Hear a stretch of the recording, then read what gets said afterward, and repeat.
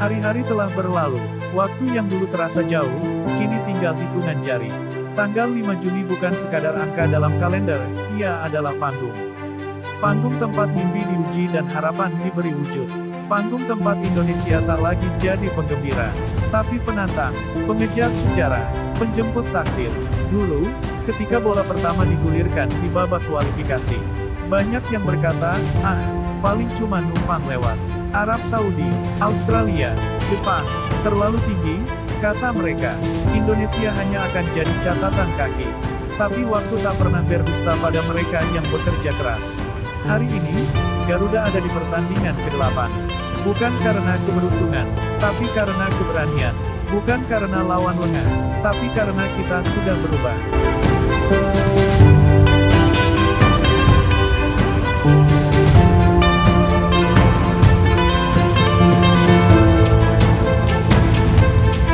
Kini, hanya satu kemenangan lagi.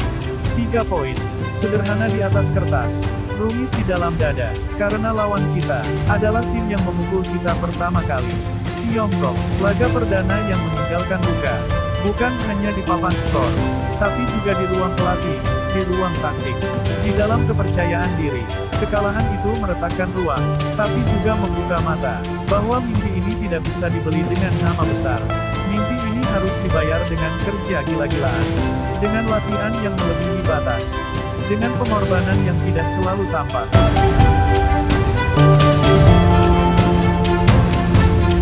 Dan hari itu kini ada di depan mata. Gelora Bung Karno tak akan tidur malam itu. 76.000 suara siap membelah malam, menggema di langit ibu kota, menjadi senjata yang tak bisa dilatih dalam skema latihan. Tiongkok datang bukan tanpa celah. Mereka membawa nama besar, tapi juga beban sejarah. Pelatih mereka, Branko Ivankovic, membawa sepak bola yang disiplin, tapi terlalu tertutup pada improvisasi. Struktur ada, tapi ritme tak mengalir. Seperti orkestra tanpa konduktor, mereka membangun serangan dari belakang, tapi kehilangan arah di sepertiga akhir. Dan tanpa Wulei, tanpa Behram Abduweli, titik api mereka hanya sisa bara. Indonesia tidak boleh jatuh dalam perangkap mereka.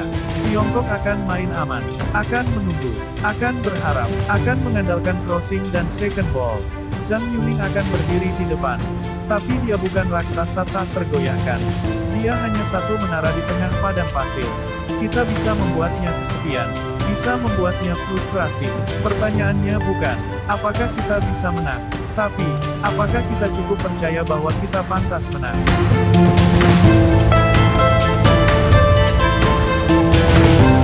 Maka ini yang harus dilakukan Garuda.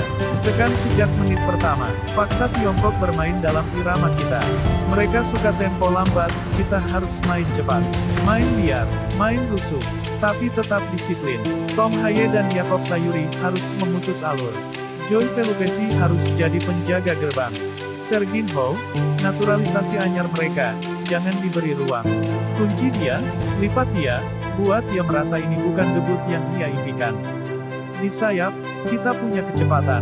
Egy, Yakob, Witan, mereka tidak harus cantik, mereka hanya perlu tajam. Karena Tiongkok lambat menutup celah. Karena Tiongkok tidak suka dihantam berkali-kali. Api bertahan juga harus cerdas. Zhang Yuning bukan pelari, tapi dia licin. Jay Ises dan Rizky Ridho harus fokus. Jangan terpancing. Jangan beri mereka bola mati murah. Tiongkok suka menjebak. Satu pelanggaran di depan kotak bisa mengubah segalanya. Pertandingan ini akan menuntut lebih dari fisik. Ia akan menguji otak. Ia akan menguras emosi.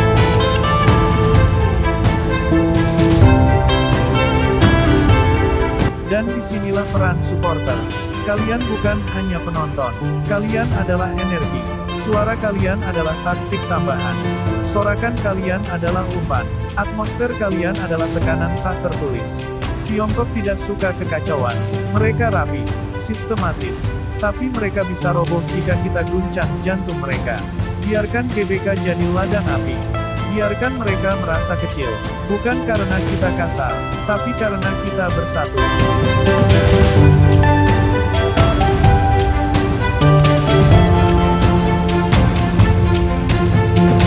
Laga ini lebih lebih dari sepak bola.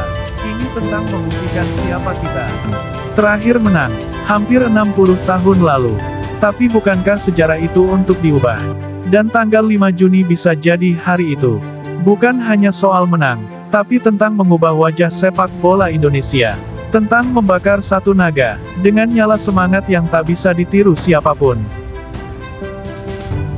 Garuda sudah bangkit. Kini, Garuda siap terbang, lebih tinggi dari sebelumnya. Maka saat peluit akhir berbunyi, dan langit Jakarta menyala oleh harapan, kita tahu, bahwa malam ini, bukan hanya tentang 3 poin, ini tentang masa depan, tentang harga diri, tentang satu bangsa, yang percaya bahwa mimpi mereka, tidak hanya sah untuk dikejar, tapi layak untuk diwujudkan.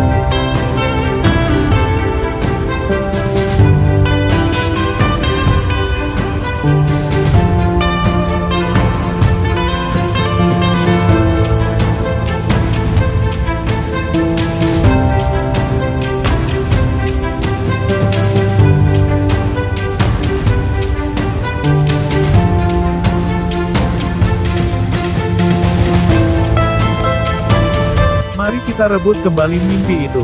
Bukan dengan sihir, tapi dengan nyali. Garuda, terbanglah tinggi.